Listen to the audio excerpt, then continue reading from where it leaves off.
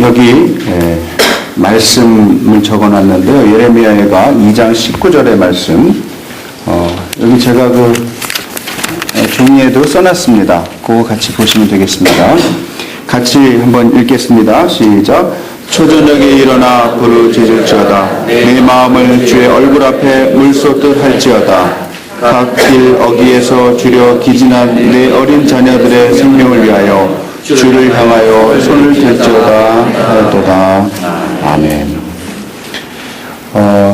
이스라엘이 너무 어려울 때 이제 외적으로부터 이제 포위를 당하게 되죠. 그때 완전히 수송의 길도 다 막혀버리고 도저히 견딜 수 없게 되고 이제 포위가 너무 길게 되니까 먹을 게 없게 됩니다. 그래서 오늘은 이 집 아이 잡아먹고 내일은 저 집 아이 잡아먹고 그러던 시절이 있었다고 그럽니다.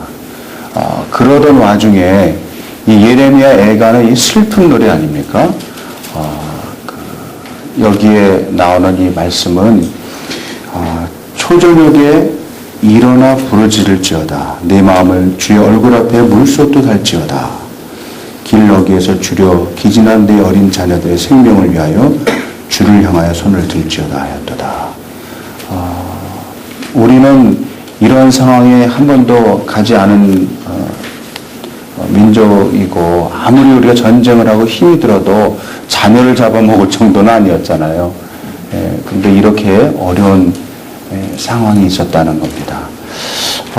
오늘 강의를 시작하면서 우리들의 자녀를 키우면서 우리의 현주소, 우리 자녀들이 어떤 상황에서 자라고 있는지 제가 오늘 동영상을 2개를 가지고 왔거든요. 하나는 우리 초등학생들의 모습, 또 하나는 이제 그거보다 조금 큰 아이들의 모습. 그 아이도 뭐 초등학생이랑 거의 비슷하긴 하지만 부모가 약간 더 나이가 잡수신 2개를 다 볼 수 있을지 그건 모르겠어요. 일단 우리 초딩들의 현주소, 초딩이라 그러잖아요. 한번 같이 볼까요? 네.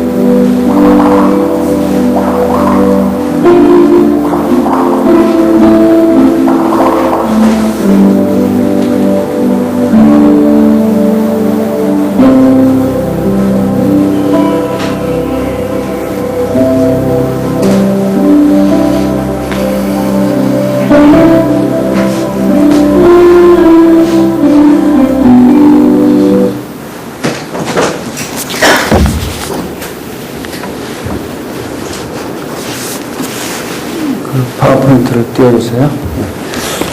조금 슬프죠? 네. 우리 아이들 10명 중에 9명이 과외를 하고, 또 어떤 애는 믿어지지 않는데요. 13개 정도를 한다는 거예요. 그 모든 걸 다 과외를 해결하는 거예요. 노는 법까지 가르치는 과외가 있다 그러더라고요. 축구 이런 과외는 말할 것도 없고, 그만큼 이제, 과외에 중독된 일이 많고, 제가 가끔 이렇게 약간 서울 교회에 이제 위치해 있는 식당에 손님들을 모시고 갈 때가 있거든요. 그러면 남자는 저밖에 없는 거예요. 저가 모시고 간 그 학교 손님이랑, 그리고 다 이제 여자분들 계신데, 물론 다 그런 건 아니고 또, 그 엄마들이 그렇게 또 물건을 팔아줘야 대한민국의 경제가 돌아간다는 거를, 인정을 하는데요. 물론 이제 아이들이 학교 공부하는 시간이죠, 그때는. 근데, 조금 심하다는 생각은 들어요. 그러니까, 엄마들이 대부분은 아이가 잘 되게 하기 위해서, 막 일을 하면서 고생을 하면서 그렇게 막 과외를 여러 개를 시키는 걸 다 알고 있으면서도 또 그렇지 않은 분들도 좀 있는 것 같아요. 그러니까, 우리 아이들이 지금 이렇게 어려운 상황 가운데 있다. 눈물을 많이 흘리면서 애들이 살고 있다는 겁니다. 제가 여기 조금 준비해갖고 온 PPT가 있는데요. 저는 교사가 두 종류의 교사가 있다고 생각을 해요.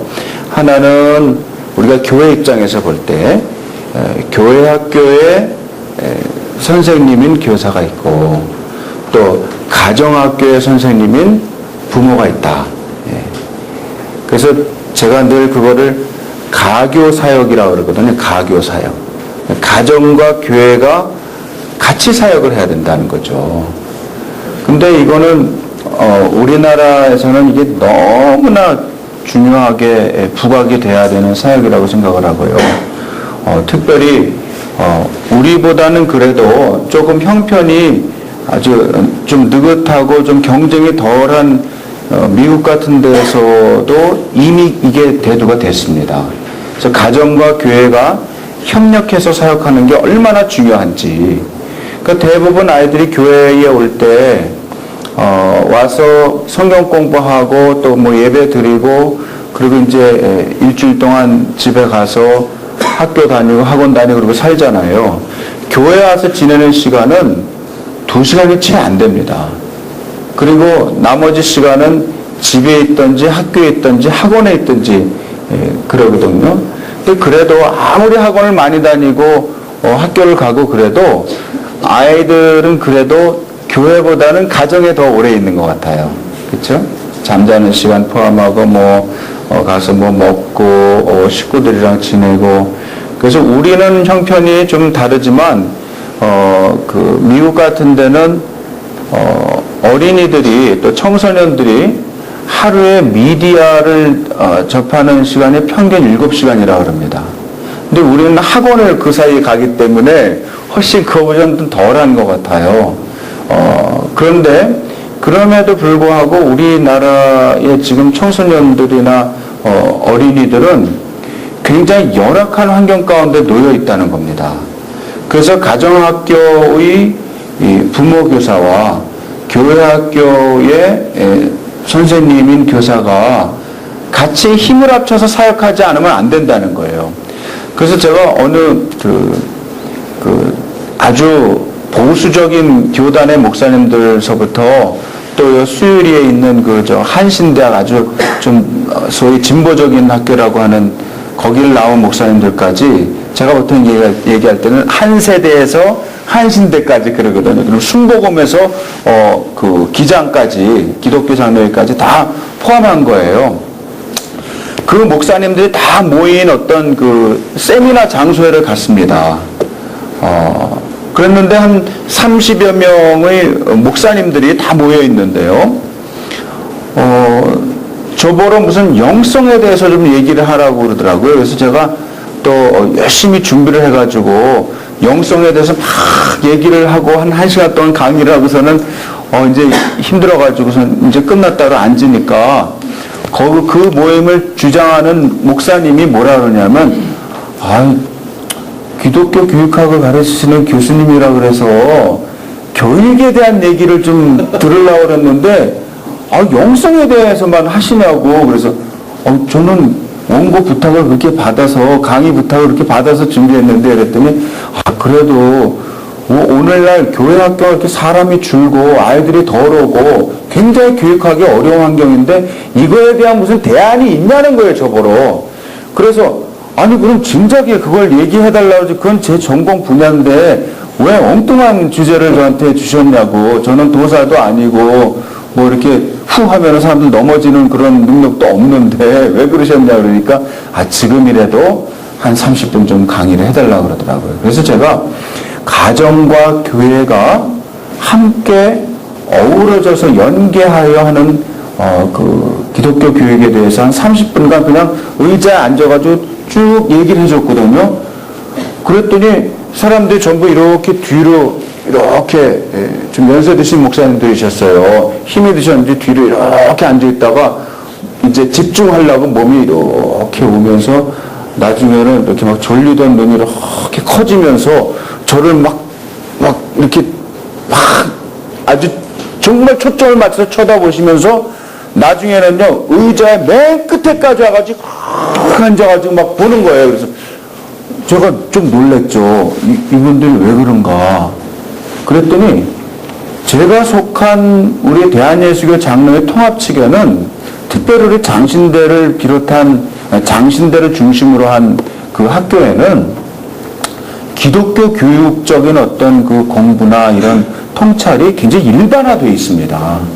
그래서 공부를 많이 하신 목사님들도 많고 또 이렇게 외국에 다니면서 여러 가지 문물을 대한 분들이 많아서 제가 우리 교단에 와서 이렇게 얘기하면 크게 뭐 신기하다 그런 얘기는 안 하는데 한 세대에서 한신대까지 있는 그 보수에서 진보를 아우르는 그 신학교를 나온 목사님들에게 제가 지금 하는 이야기 또 이거와 비슷한 이야기를 했더니요. 이분들이 놀라는 거예요. 아니 예장 통합에서는 장신에서는 그런 거를 일반적으로 얘기하냐는 거예요. 우리는 얘기하는 정도가 아니 이미 이거 한물 지나간 얘기다. 그러니까 내가 다 외워서 하는 거 아니냐 그랬더니 깜짝 놀라면서 그러면 자기네가 이렇게 오늘 놀라는 건 우리만 놀라는 게 아니고 우리 친구 목사들을 데려오면은 무슨 혁명이 일어날 것 같다 그러면서요. 이 2013년이 지나기 전에 꼭 자기네들을 지도해달라는 거예요. 그래서 크리스마스 지난 다음 날 있죠. 26, 27, 28에 자기네가 전국에서 교육자를 모시고 올 테니까 좀 와서 가정과 교회가 연계하는 세미나라는 게 도대체 그런 기독교 교육이라는 게 있냐고. 우리는 속으로만 생각을 했지 실제 그거 가지고 한 거를 아직 못 봤다는 거예요. 그래서 우리는 한 정도가 아니고 우리 학교의 기독교교육연구원에서는 36개월짜리 3년짜리 가정과 교회가 연계하는 그 프로그램을 교재를 만들어서 이미 다 출판을 해서 전국의 교회들이 이 세미나를 받은 교회들은 이걸 사용하고 있다 그랬더니 도대체 그걸 살 수 있냐 그러면서 저한테 문의를 하고 우리 학교 연구원에다 연락을 했어요. 36개월치를 다 샀어요. 한 1개월에 3만 원짜리거든요. 왜냐면 거기에 교재만 있는 게 아니고 비디오, 오디오 이런 거 다 CD를 창작물로 다 만들어냈거든요. 저희 이제 제자들이. 그랬더니 그거를 그렇게 세미나를 해달라고 할 정도로 그렇게 지금 목사님들이 갈급해 있습니다.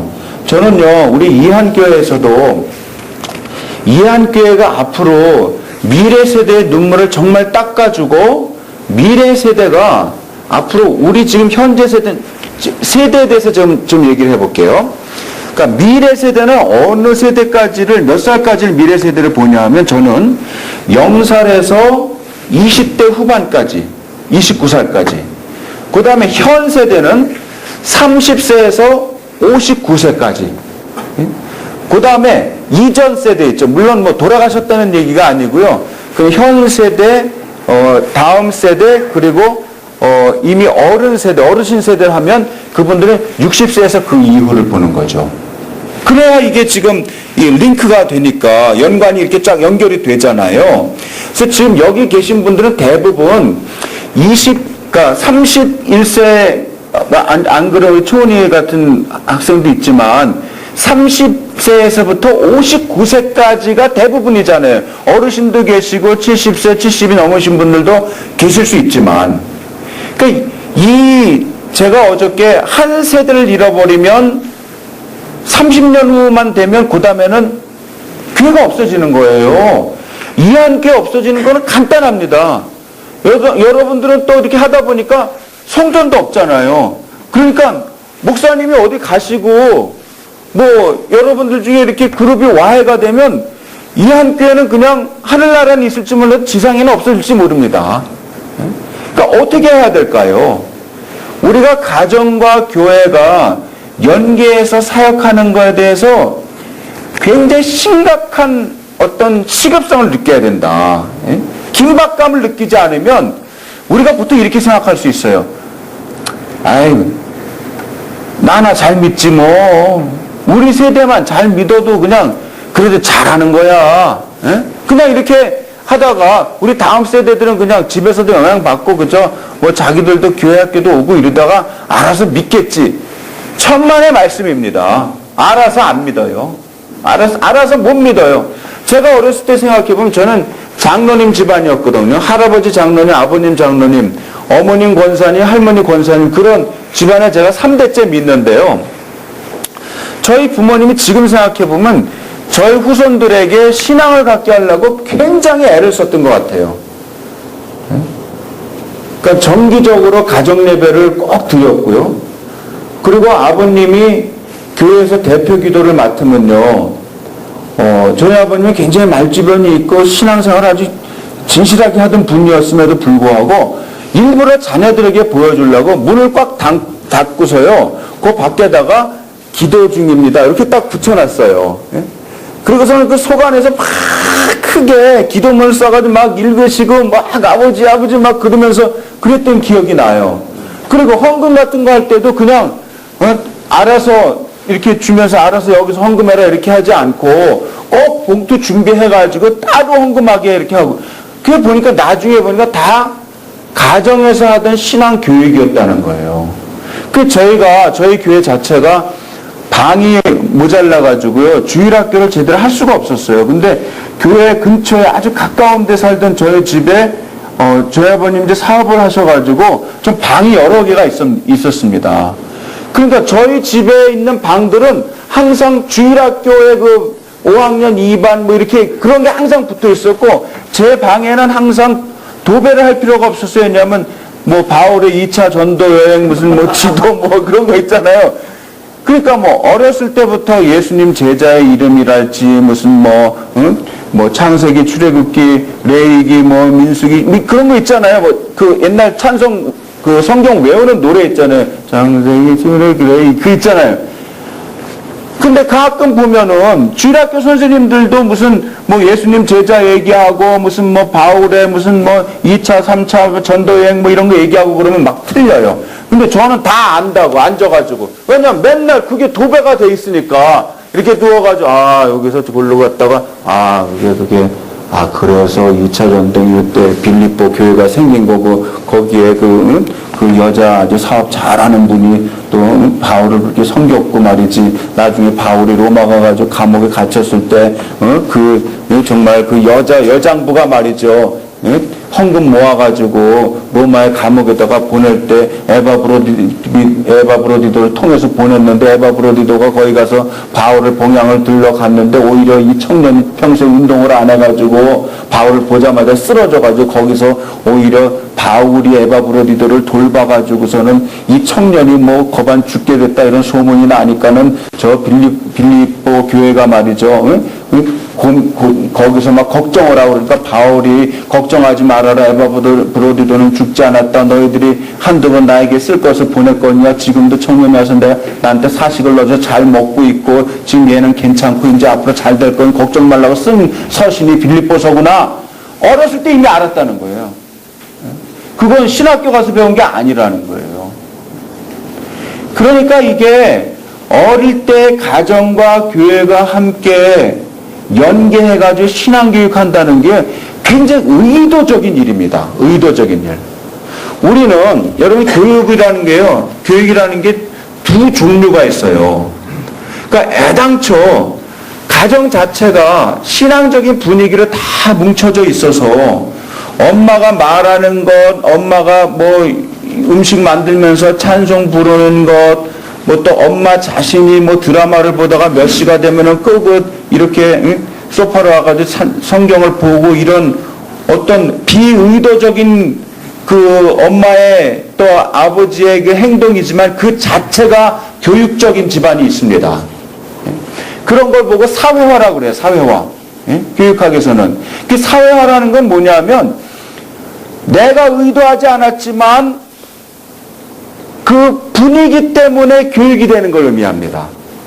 사실은 누군가가 가르쳐 줘가지고서 배우는 것보다 그게 더 무서워요. 형성하는 힘이 있습니다. 인격이나 어떤 신앙을 형성하는 힘이 있어요. 그래서 제가 아직도 어렸을 때 기억하는 건 제가 어렸을 때 효재 국민학교라는 데를 다녔는데 종로 5가에 우리 할아버지가 이제 사업을 하시던 분이었어요. 그래가지고 그 옛날에 그 왜 서울대 병원 있고 그 앞에 서울대 물리대 있고 그런 그 동네 살았거든요. 그러니까 우리는 사람은 이제 그냥 나이 먹으면 다 서울대 가는 줄 알았어요.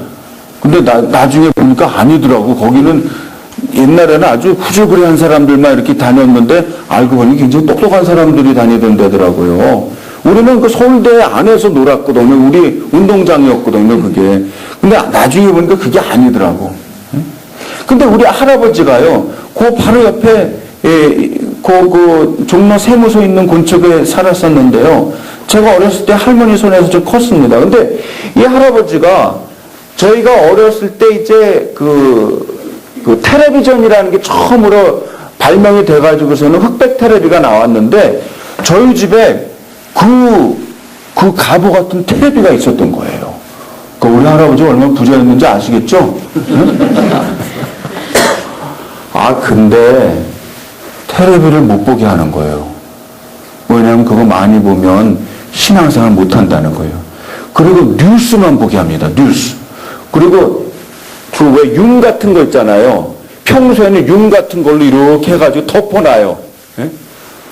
그러니까 우리는 그때 당시 유행하던 그 만화 영화가 황금박쥐, 또 요괴인간, 뱀베라 무슨 뭐 그런 거 있었어요.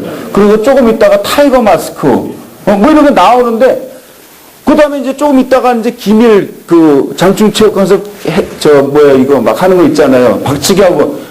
그런 거를 못 보게 하는 거예요. 그러니까 나는 그거를 일부러 만화가에 가지고 돈을 주고서는 보는 그런 비극이 있었습니다. 근데 제가 지금 무슨 얘기를 하려고 하냐면요. 할아버지가 어떻게 보면 굉장히 바리새인과 같은 그런 모습이 있었거든요. 그런데 할아버지의 그런 절제된 그런 생활 있잖아요. 그리고 꼭 목욕탕에 갈 땐 저를 데리고 가시는데, 이제 학문이 많지 않은 할아버지니까 다른 사람에 가서 전도를 할 능력이 없어요. 장로는 장로인데, 이렇게 무슨 뭐 옛날처럼, 오늘처럼 뭐 제자 훈련을 받거나 무슨 뭐 전도 이런 훈련을 받은 게 아니고, 그냥 하여튼 정말 죽자고 목사님이 하라는 데 따라서 순종하면서 교회 생활 한 거예요. 그러면서 장로님이 되셨는데 전도를 못하니까 꼭 어떻게 하냐면 목욕탕에 가시면 뜨뜻한 물에 쓱 들어가셔가지고 거기서 찬송을 부릅니다. 나는 그게 너무나 창피해가지고 어렸을 때 이분은 내가 아는 분이 아니다. 그리고 저는 조그만 바가지에다가 뜨거운 물 떠가지고 구석에 가서 혼자 이렇게 씻는 척하고 맨날 그랬어요. 전 난 모르는 노인네다. 그러다가 제가 국민학교 5학년 때 할아버지가 돌아가셨어요. 그때 제가 도남동에 살고 있었는데 할아버지가 돌아가셨다고 해서 딱 갔는데요. 아직 몸에 온기가 있더라고요. 그리고 온몸에 구멍에다가 다 하얀 솜물을 이렇게 아마 액체가 흐르지 말라고 그렇게 다 막아놓은 것 같아요. 제가 그래서 가서 할아버지 돌아가신 거 가서 탁 껴안으면서 제가 맨날 할아버지 품에서 잤거든요. 할아버지 왜 이러고 있어? 응? 일어나야지. 보니까 돌아가셨다는 거예요. 근데 그때 제 어린 마음인데 국민학교 5학년 때인데 저한테서 쫙 주마등처럼 이렇게 스쳐가는 게 뭐냐면 할아버지 분명히 천국에 갔을 거야. 제가 그때는 아직 신앙 체험이 없을 때거든요. 할아버지 그래도 일부러 다니면서 전도는 못했어도 꼭 그렇게 우리들한테 텔레비 많이 보지 말라 그러고 시간 있을 때마다 성경 보시고 또 목욕탕 가가지고 그렇게 전도하시고 그랬으면 할아버지 정말 하나님 잘 믿었으면 잘 갔을 거예요. 근데 그게 나중에 영향을 미쳐가지고요. 제가 살아나가는데 굉장히 신앙적인 어떤 뭐랄까 저를 형성하는 힘이 되었다는 것을 나중에 느끼게 되라는 거죠. 그게 사회화입니다. 사람 형성하는 힘이 있다는 거예요. 그러니까 요즘에 어려움은 뭐냐면 우리는 옛날처럼 이렇게 율법적인 어떤 모습도 없으면서도 또 실제로 경건의 능력도 또 없는 거예요. 물론 여러분들 다 일반에서 다 없다고 그렇게 얘기할 수는 없어요. 이 중에도 신앙의 거인들이 계실 겁니다. 여러분 계실 거예요. 그러니까 우리가 가정의 교사인 부모님이 바로 서고 교회 학교의 교사인 교회 학교 선생님이 바로 서게 되면 반드시 우리 교회는 잘 될 수 있고요. 우리 다음 세대가 살아서 우리 우리 세대 다음에 더 훌륭한, 더 풍성하고 번성한 이한교회가 될 줄로 믿습니다. 한번 보시죠. 이 대한민국 그 아동과 청소년의 행복 지수가 OECD 23개국 중에 연속 꼴찌를 하고 있습니다. 한번 보세요. 이 스페인에 비하면 113에 비하면 대한민국은 66밖에 안 되고 반밖에 안 됩니다. 이게 굉장히 지금 상황이 어려워요. 그리고 그 바로 위에 있는 헝가리보다도 거의 20점이 차이가 날 정도로 예를 들어서 우리보다 높은 데가 뭐 한 70점, 67점 이러면 그래도 조금만 노력하면 되겠네. 근데 그게 아니고 우리 바로 다음에 있는 나라도 20점이 높다는 거예요. 그러니까 이게 왜 그런가? 우리는 지금 우리 아이들의 눈물을 느낄 수 있어야 된다. 여기가 어떤 동네입니까? 강북에 지금 8학번 아니에요, 여기가. 저는 지금은 많이 그런 기억이 없어졌어요. 애들이 좀 커져가지고. 근데 요 은행 3거리인가 있잖아요, 왜? 은행 4거리인가? 거기 그 근처에 있는 학원이 제일 비싸대면요. 그래서 이 중계동 이쪽으로 많이 오는 거 아닙니까, 사람들이. 우리 어느 분이 그러는 거예요. 대한민국에서 가장 좋은 동네는 무슨 어떤 인프라스트럭처가 잘 돼 있어서 그 동네가 땅값이 비싼 게 아니고 그곳에 좋은 학교가 있고 좋은 학원가가 형성되어 있으면 거기가 제일 비싸다는 거예요. 아니 이렇게 병든 나라가 어디 있냐 이 말이죠. 사실 알고 보면 그게 대단한 것도 아니거든요. 학원 좋은 데 다녔다고 해서 훌륭한 사람이 되는 것도 아니지만 하여튼 현실이 그런 걸 어떻게 하겠어요. 요즘엔 땅값 비싼 곳에서 살던 아이가 뭐 판사도 되고 무슨 뭐 의사도 되고 그런 지금 나라가 돼버렸어요. 옛날에는 개천에서 용 난다 그랬는데 요즘에는 개천에서 용이 안 납니다. 용가리는 나올지 몰라도 안 나와요. 대한민국 초등으로 산다는 것 아까 그거 보셨죠? 초등학생들 중에 53%가 가출 충동을 받고요. 27%가 자살에 대한 충동을 느낀다는 거예요. 제가 그 친구 교수님들 중에 저쪽 그 강남이나 또는 그 여의도나 또는 저쪽을 더 가서 목동 근처에 사는 분들 얘기 들어보면요. 거의 일주일에 한 번씩 하나이가 떨어진대요. 아파트 꼭대기. 사람이 이렇게 떨어져서 이 한 20층에서 떨어져서 이렇게 나는 소리가 굉장히 희한한 소리가 난대요. 퍽 하는데 안 돼요. 느낌으로. 아, 또 하나 떨어졌구나. 여기서 혹시 그거 좀 볼 수 있을까요? 그 두 번째 제가 보내드린 그 학교의 눈물이라는 거, 한번 좀 보여주실래요? 왜냐면 조금 더 쉬어야 되겠다, 목사님. 그쵸? 아직 식사 못하고 오신 분들이 있기 때문에 요거 좀 하고 너무 늦게 오지 마세요. 한 20분 요쯤 오세요. 가셔서 샌드위치 준비됐다 그러니까 샌드위치 드시고 그리고 오시고요. 지금 요 말은 해야 돼요. 지금 애 보시느라고 아침에 비디오로 이 강의를 시청하시는 여러분 사랑합니다. 박수 한번 쳐주세요. 그래요? 간식 드시고 오세요. 비디오 준비됐어요? 네.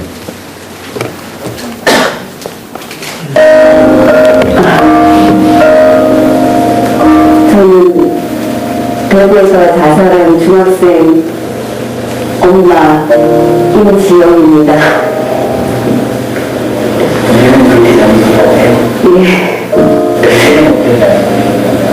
회사는 금호중학교에 근무하고 있는 임지영입니다. 중학교 2학년 책을 띄워한 노래 부르기를 좋아했던 승민이는 한마디 예고도 없이 가족들 곁을 떠났습니다. 아주 평범했던 어느 날이었습니다. 출근해서 회의하고 이러고 있는데 선생님한테 문자가 왔더라고요. 승민이가 등교를 하지 않았다. 그래서 애한테 전화를 했는데 전화가 안 돼요. 엄마가 집으로 달려왔을 때 승민이는 교복을 입은 채 아파트 화단에 누워있었습니다. 그냥 자는 것 같았어. 그냥 편안하게. 그러니까 죽었다는 생각은 안 했어요. 이렇게 따뜻했고 제가 안고 한참 있으니까 코에서 피가 나요. 그 말고는 아무것도 외상이 없었죠. 아무래도 베란다에서 뛰어노는 것 같다. 그래서 쳐다보니까 정말 우리 집 베란다가 열려있더라고요. 창문이. 한겨울 열려진 창문 앞엔 탁자가 옮겨져 있었고 거실엔 승민이의 편지 한 통이 놓여 있었습니다. 유서였습니다.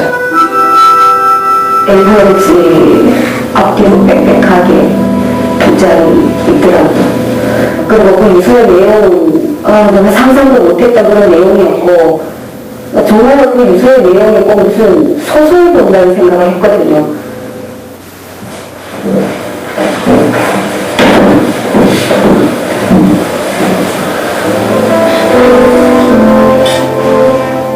엄마, 아빠, 죄송해요. 3월 중순에 그 아이랑 같이 게임을 키우자고 했는데 게임에 쓰인다고 제 통장에 돈까지 가져가고 담배도 피우게 하고 원한 신부님과 숙제를 시키고 게다가 매일 우리 집에 가서 때리고 나중에는 다른 애하고 같이 저를 괴롭혔어요.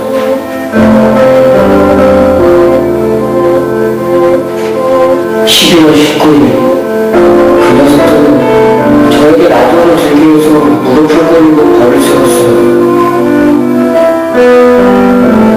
라디오 선우가 제 목에 묶고 끌고 다니면서 떨어진 부스러기를 주워 먹으라 하고 피아노 의자에 엎드려 놓고 손을 봉쇄한다고 무차별적으로 저를 구타했어요.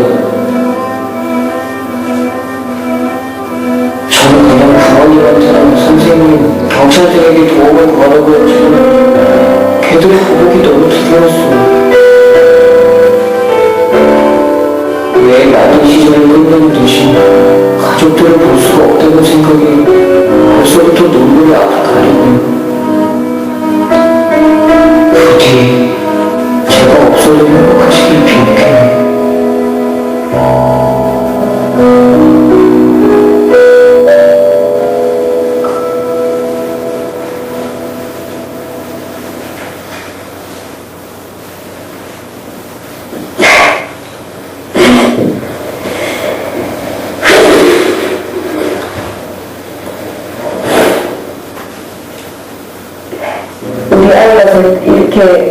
이렇게 된 동안 제가 몰랐었잖아요. 모르고 있었다는 거에 대한 죄책감이 굉장히 컸었고, 빨리 이렇게 그 강한 학생들을 처벌을 하고 싶다는 생각을 했어요. 이렇게까지 악랄하게 정말 잔인하게 한다는 것 자체로는 이해를 못하겠거든요. 그날 이후 남은 가족들의 삶도 달라졌습니다. 고등학교 선생님이던 아버지는 그 충격으로 학교를 떠났고 가족 모두가 우울증 약으로 하루하루를 버티고 있습니다. 말로 표현 못해서 너무 죽고 싶어요. 긴 건데요. 여기까지 그냥 잘랐습니다. 여러분 더 넘어보면은 오늘 집회가 안 될 것 같아가지고 제가 5분만 그냥 보는 걸로 그렇게 정리했거든요.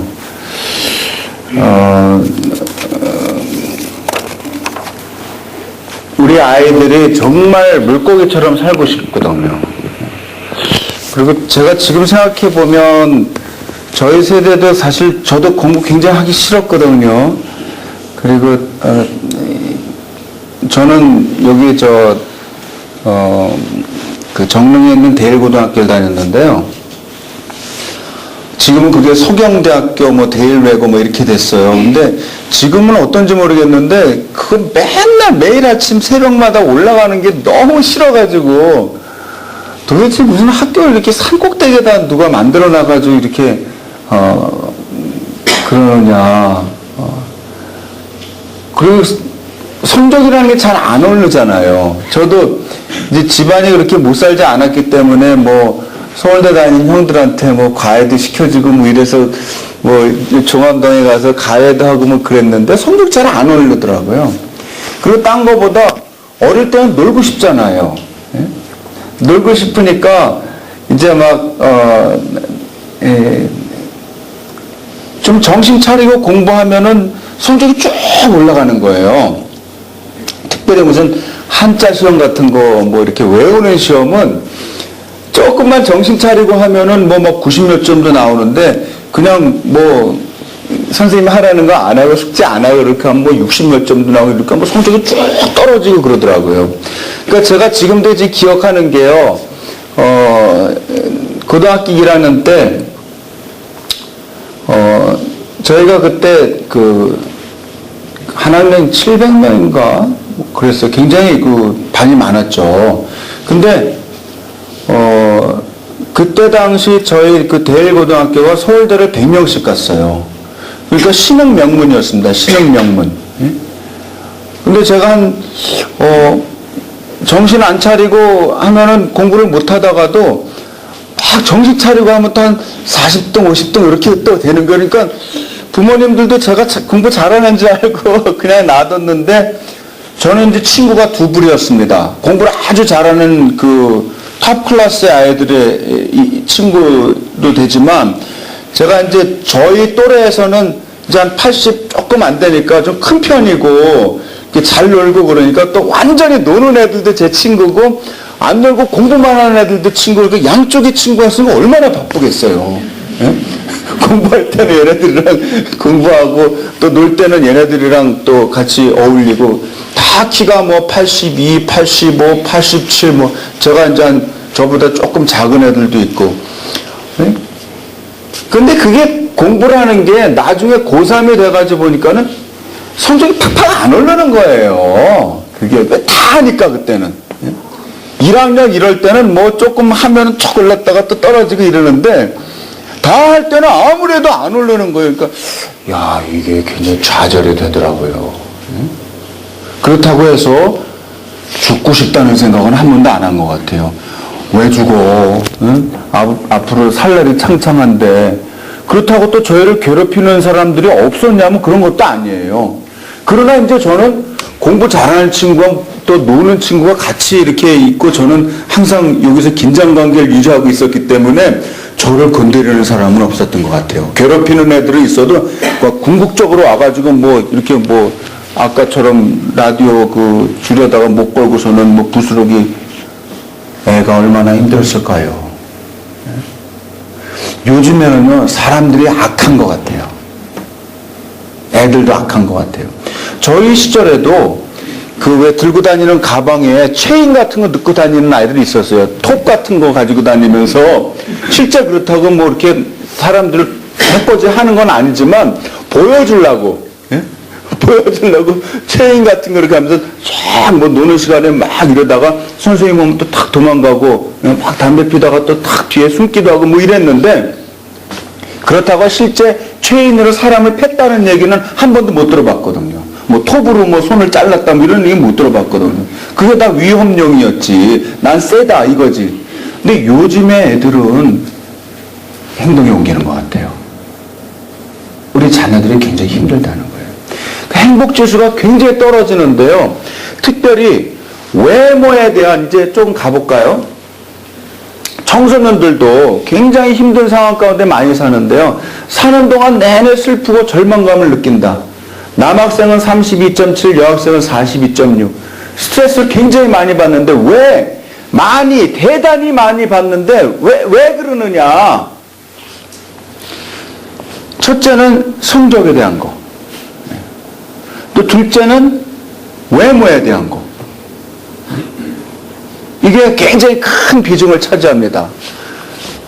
그러니까 좀 있는 집 아이들은 방학 때 성적 잘 나오면은 뭐 제일 간단한 게 쌍꺼풀 수술부터 하고 뭐 이렇게 그런다는 거 아니에요. 그래서 압구정동에 이렇게 그 뭡니까 그 성형외과 밑에 그 무슨 뭐 지하철 무슨 3호선인가 어디에 무슨 몇 번 출구에다가 누가 붙여놨다잖아요. 이렇게 생긴 사람 모여라 그랬더니 몇백 명이 모였다는 거 아니에요.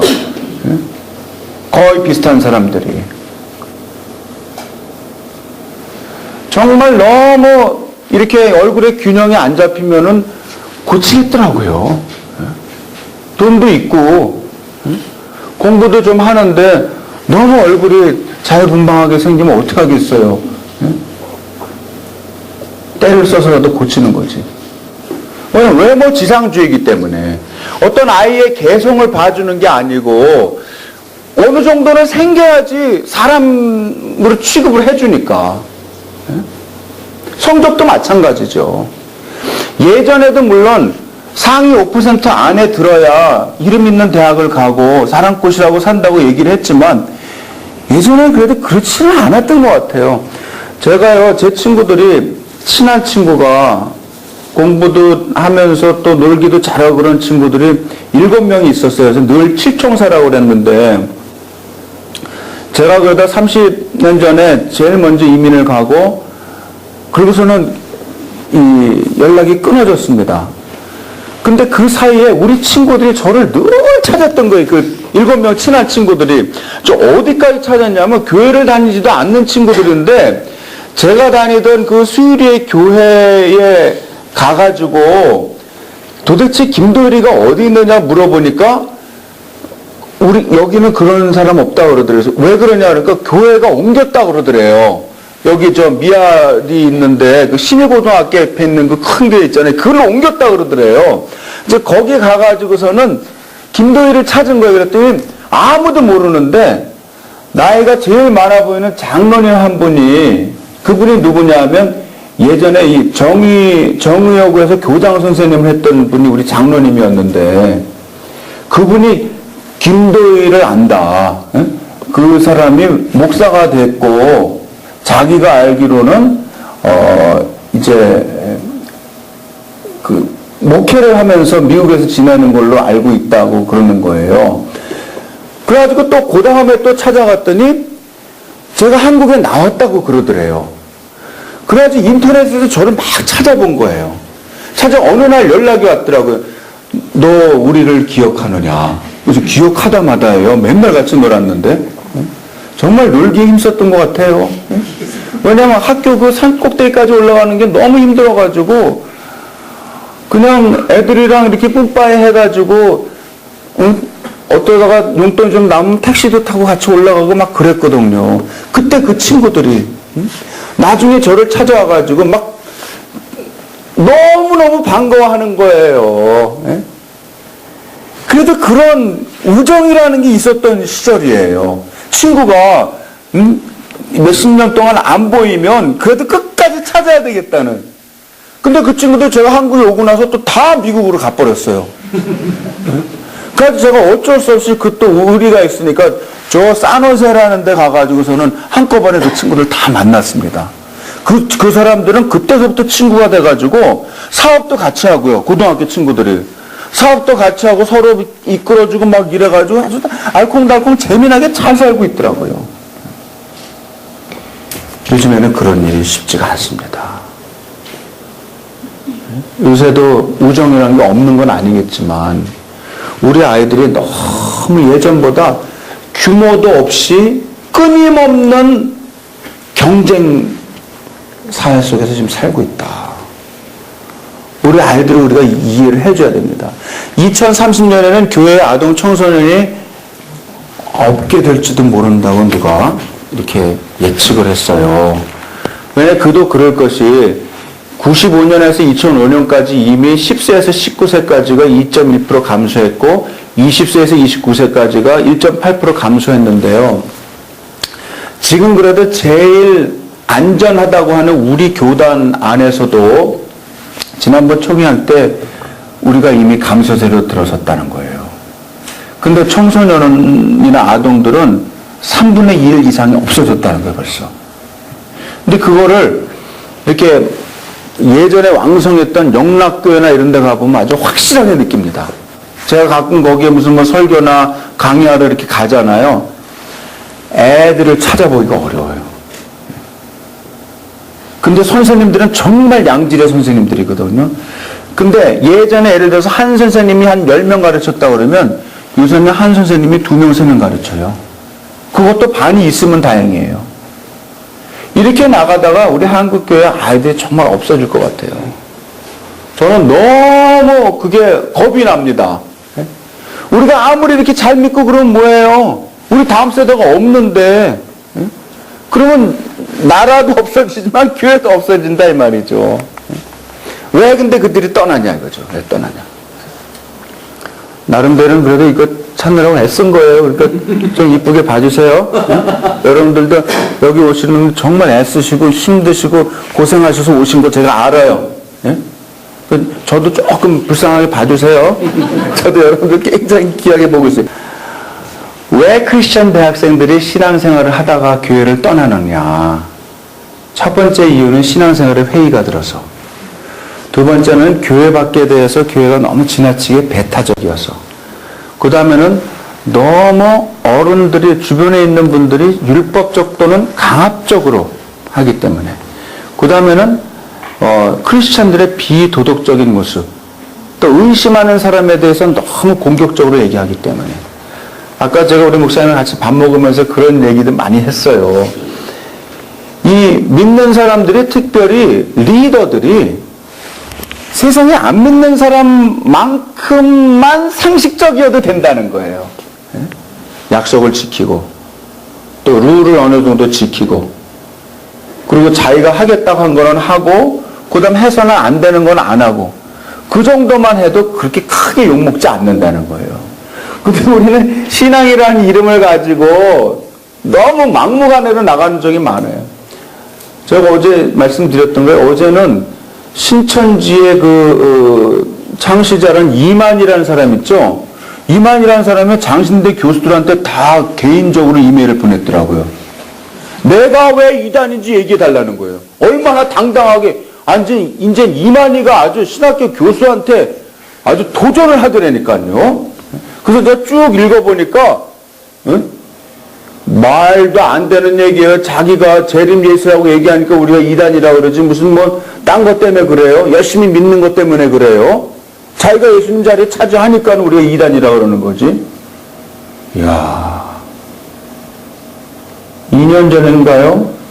저희 장신대 기독교 교육과 안에서도 제가 너무너무 사랑하던 제자인데 걔가 신천지 추수꾼이더라고. 학교에서 내보냈어요. 눈물을 머금고. 지금 개신교뿐만 아니고 천주교에도 그렇게 많이 들어간대요.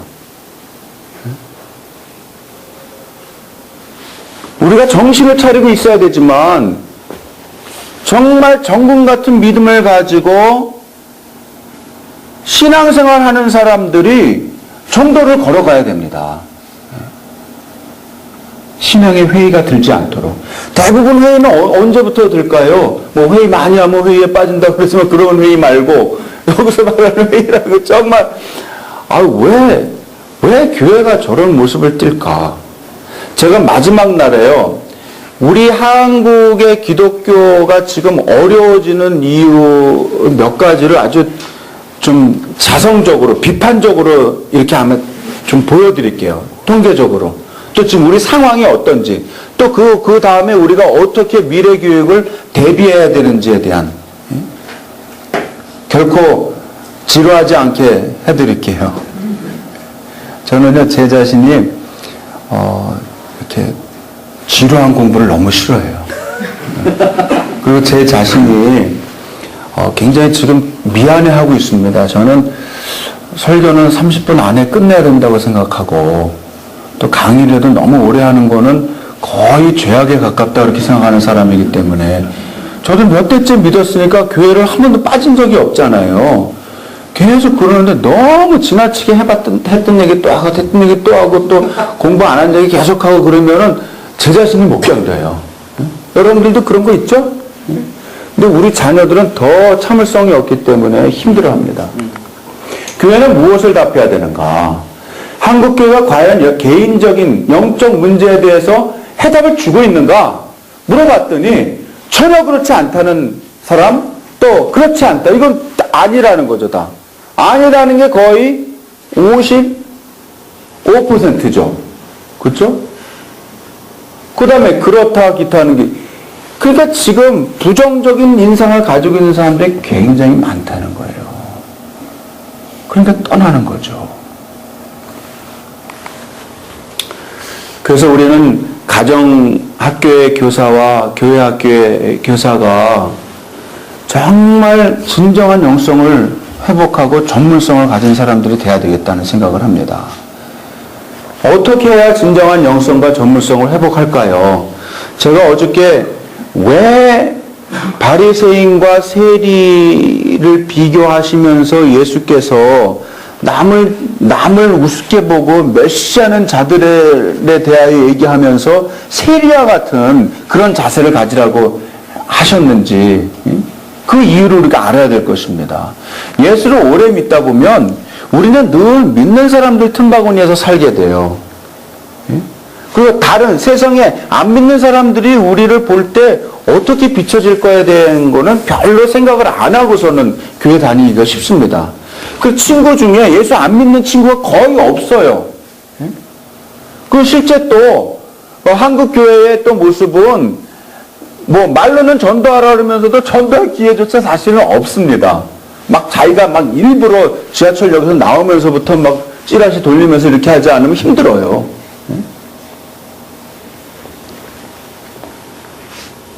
체험의 교육을 해야 된다. 제가요, 우리 학교에서 그거를 느껴요. 제가 지금 이제 교수 생활을 17년을 했는데요. 그래도 아주 짧게 가르친 건 아니잖아요. 근데 그동안 그렇게 가르치면서 제가 아주 사랑하고 정말 좋아하는 제자들이 수없이 많은데 교실에서 1000일을 가르친 것보다 제가 가끔 선교 여행을 가면서 학생들을 모집해가지고 이렇게 가거든요. 그럼 그때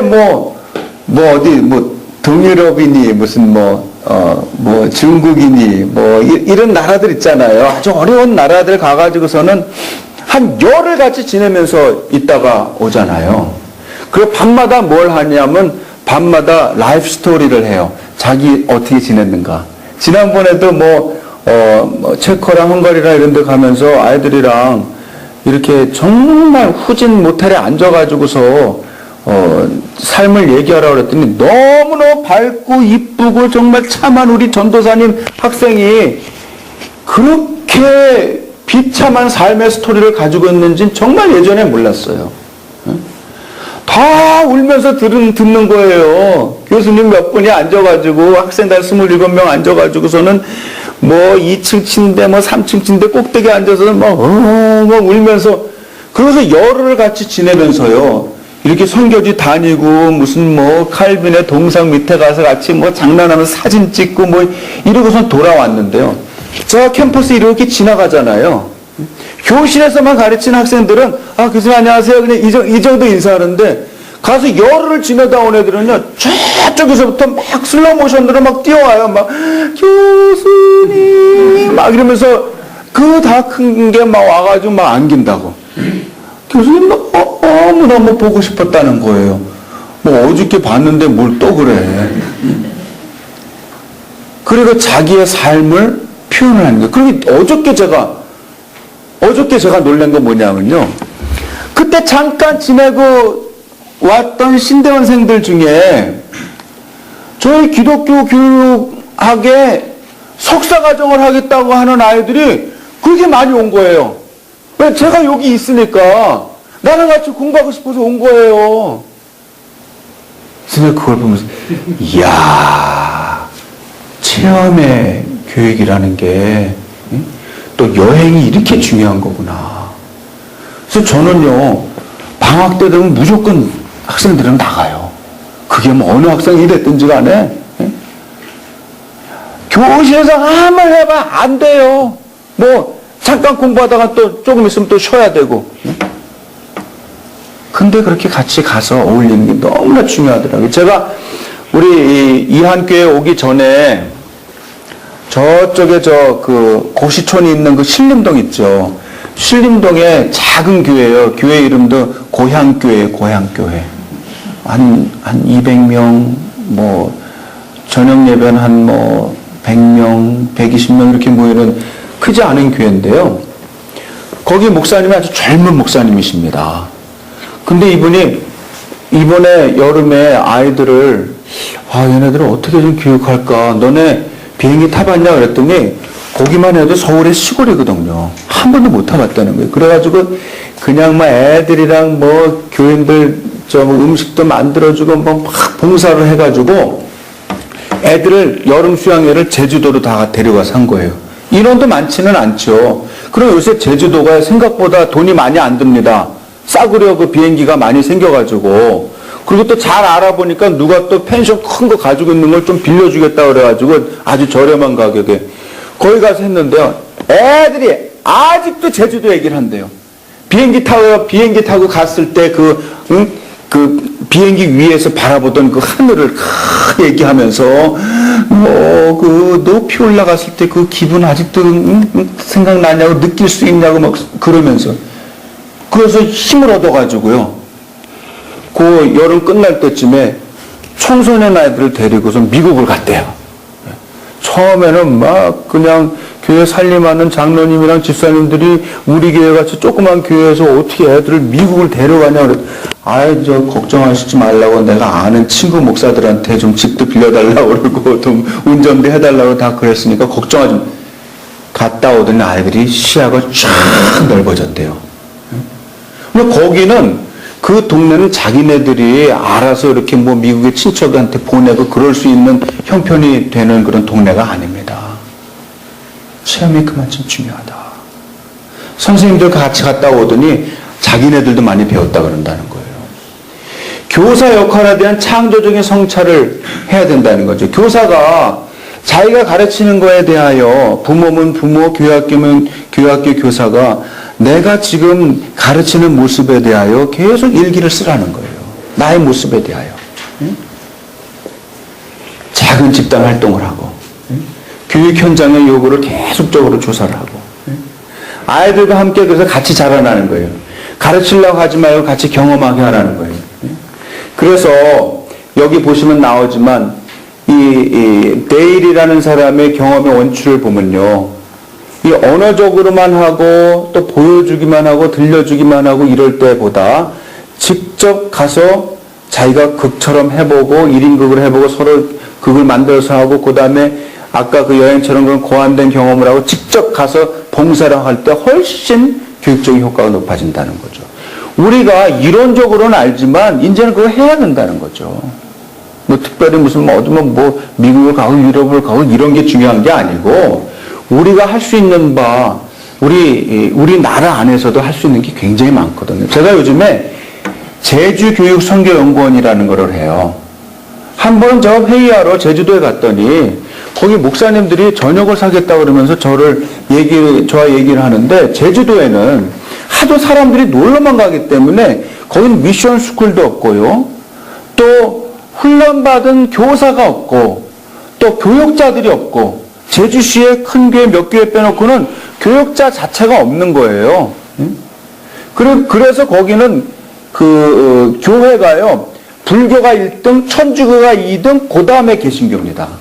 우리나라에 유일하게 개신교가 제3위예요. 종교 분포가. 그래서 저보러 와서 좀 교수님들 조직해가지고 와서 좀 가르쳐 달라는 거예요. 제가 그 말을 듣고서 왔는데 너무 마음이 부담이 돼가지고, 제가 저희 기독교 교육 학회를 하면서 알아뒀던 선후배 교수님들한테 앉아가지고 제 소파에 앉아서 전화를 건 거예요. 2시간 반 동안. 조건이 뭐냐? 첫 번째, 제가 지금부터 여러분 교수님이 말씀드린 거는 무조건 무보수로 봉사하는 겁니다. 1번. 그 대신 2번, 밥은 먹여드리고 쌈짓한 모텔에 모시고, 그 다음에 비행기는 아시아나 대한항공을 제외한 걸 태워드립니다.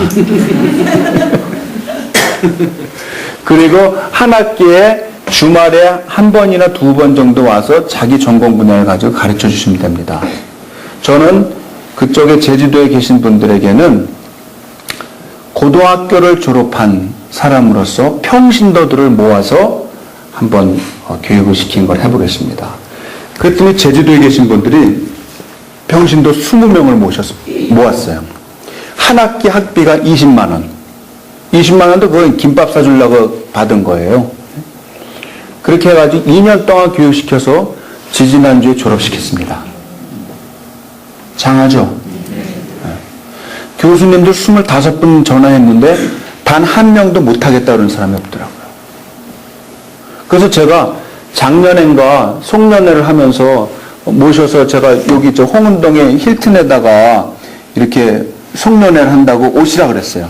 그것도 한다고 그러니까 어느 목사님이, 아니 교수가 무슨 돈이 있냐고 그러면서, 응? 자기가 교회 얘기해서 알아서 밥 한번 사주겠다 그러더라고요. 그래서 또 그것도 공짜로 했어요. 하여튼 저는 공짜로 하는 거 잘해요. 물어봤어요. 제가 전화했을 때 도대체 무슨 마음으로 하겠다고 그러셨냐 그랬더니, 아유 교수님, 재능 기부로 무보수로 와서 하라는데 돈 안 준다는데 못한다고 그러면 자기는 뭐가 되는 거냐는 거예요. 완전히 싹군이 되는 거 아니냐는 거예요. 그래서 그 얘기를 딱 듣는데 한마디로 영적으로 무슨 망치로 두들겨 맞는 느낌이 들더래요. 애당초 처음부터 보수는 안 드린다고 그러니까, 그래서 25명이 다 물어보니 다 그러는 거예요. 저는 그게 전략은 아니었거든요. 전략은 아니었고 그냥 솔직하게 말씀드린 거였거든요. 그래서 2년 끝난 거에 대한 송년을 이번 토요일 날 합니다. 이번 토요일 날. 선생님들이랑 졸업하는 그 전주 있죠. 지난주에 졸업하고 그날 금요일 저녁에는요, 대강절이 시작하잖아요.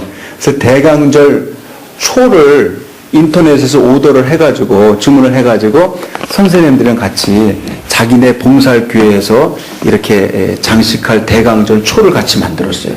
어른들이 얼마나 즐겁게 하는지 몰라요. 네? 여기 나오는 사진의 사람이 누군지 아세요? 인자한 어떤 교장 선생님 같이 생겼죠? 가가와라는 분입니다. 가가와. 일본의 성자라고 하는 분입니다. 가가와. 프린스턴 신학교에 가면 그 도서관으로 이렇게 옛날 도서관으로 내려갈 때 두 사람의 동양 사람이 있어요. 한 사람은 한경진 목사님의 근형이 쫙 있고요.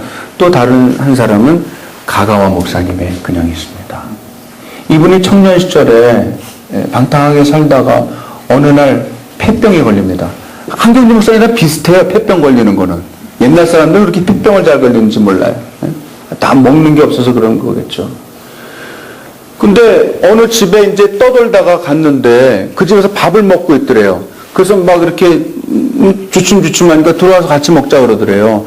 배가 고프니까 들어와서 막 숟가락을 들고 하다가 이 폐병 환자니까 피가 섞인 기침을 한 거예요. 탁 하고. 그러니까 온 밥이랑 반찬에 피가 다 튀었는데 그때 그 집주인이 아무 말 하지 않고 자기 딸인가 아내한테 걸레 가져오라 그러더니 이렇게 다 닦고서는 그래서 피가 다 들어간 밥인데 그냥 또 아무 일 없듯이 그냥 먹었다는 거예요. 이 사람이 너무 놀라가지고 청년 가가가 놀라가지고 어떻게 이런 일이 있을 수 있냐 그러니까 우리 집에 올 손님에 대해서 그렇게 최선을 다해서 봉사하는 건 당연하지 않느냐. 당신도 나중에 나이 먹으면 이렇게 다른 사람 섬기라. 그래서 가가와 이 목사님이 빈민촌에 들어가가지고 그 아픈 사람들 환자를 고름을 직접 입으로 빨아서 고름을 짜냈습니다. 그래서 일본 크리스천들 중에서 제일 존경받는 분이 가가 목사님이시다. 그분이 나중에 제자들이 와서 물어보거든요. 어떻게 그런 일을 할 수 있냐고, 어떻게 환자의 고름을 입으로 짤 수가 있냐고. 그러니까 저는 제 선생님이 하신 대로 그냥 했을 뿐입니다. 그렇게 얘기하고 말았다는 거예요. 어떻게 하면 우리가 이 다음 세대를 책임질 이 미래 세대의 눈물을 닦아줄 수 있을까요? 아까 그 엄마의 그 눈물을 보셨죠? 또 그 아이가 쓴 편지를 들어보셨죠?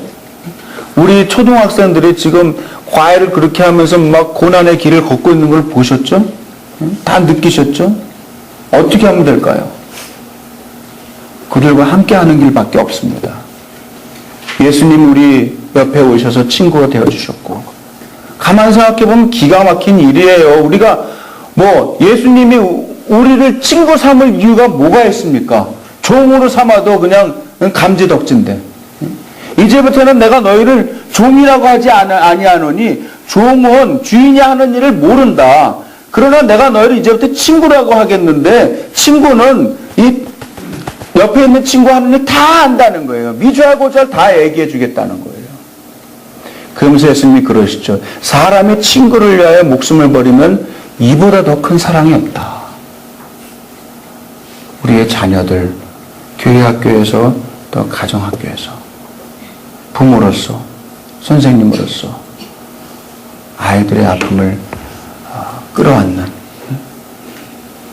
그래서 그들과 함께 인생길을 걸어가는 공부는 잘하는 애가 있을 수도 있고 못할 수도 있고 그런 거 아니에요. 또 좀 이름 있는 학교에 갈 수도 있고 또 안 그럴 수도 있고 근데 결국은 길게 보면 큰 거 아니잖아요. 지금 지나고 보면 저희 친구 중에요. 저 대고등학교 다니면서 지금 친구들 제일 많이 듣고 좋은 일 제일 많이 하는 애가 청주대학 나온 애입니다. 걔는요 다른 친구들 다 자기 그 의료업을 하는데 가게를 많이 사가지고 우리 동창들을 거기 사장으로 다 앉혀요. 가게가 여러 개니까 야 내가 누굴 믿겠냐? 네가 가서 거기 사장해라. 그러니까 자기는 졸제 회장이 되는 거예요. 사장 많이 거느리니까. 근데 다른 친구들 다 뭐 이름 있는 학교 나오고 공부 잘하는 친구들도 다 이 친구 때문에 지금 다 먹고 살아요. 별거 아니다. 공감해주고 함께 해주고 눈물을 닦아주고 아까 그 아빠가 미치겠다는 거 아니에요. 자기 아들이 그런 줄 몰랐다는 거 아니에요. 이제는 우리 아이들이 어떻게 살고 있는지 그 삶의 정황을 더 이해하려고 하고 더 가까이 가서 안아주고 그들의 눈물을 닦아줄 때 한 사람만 나를 위하는 사람이 있다는 걸 알면 절대 떨어져서 죽지 않습니다. 최진실도 그랬고 난 최진실 너무 아까워요. 최고로 이쁜 여자는 아니지만 얼마나 발랄하고 제가요 막 박사학위 할 때 최수정이랑 나오는 무슨 있었어요. 그 짧은 드라마 있잖아요. 따다단 따따 이러면서 막 이제 주제가 나오는 거 있어요. 저는 그거 막 공부하다 힘들면 그거 하나 보고서는 막 달려라 막 이러면서 학교 가서 공부하고 도서관 가서 공부하고 그랬어요. 아니 우리나라가 이렇게 발랄한 이런 드라마를 만들 수 있단 말인가? 과연 최수정과 최진실은 과연 어떤 사람들이길래 우리에게 이렇게 희망을 주는가? 근데 어느 날 그렇게 목매서 그렇게 돌아가시니까. 근데 전 최진실이가 단 한 사람 내가 진정으로 너를 위하고 사랑한다. 그 사람을 만났더라면 그 사람이 주변에서 자신을 정말 믿음으로 기도로 양육하는 양육자였다면 멘토였다면 친구였다면 절대 죽지 않았을 겁니다. 그 마지막 순간에 저 있잖아요. 지금 너무 외롭고 힘들거든요. 지금 도저히 뛰어내리거나 목을 매지 않으면 길이 없을 것 같거든요. 좀 와줄 수 있나요? 이때 만사를 제쳐놓고 갈 수 있는 선생님들이 될 수 있기를 바랍니다. 안전지대가 아니에요. 상계동, 중계동이 절대 안전지대가 아닙니다. 그런 아이들은 우리 주변에, 우리 집에도 있을 수 있고 우리 동네에, 우리 교회에도 얼마든지 있을 수 있다는 사실을 기억하고 미래 세대의 눈물을 닦아주는 여러분들 다 되실 수 있기를 바랍니다. 기도하겠습니다.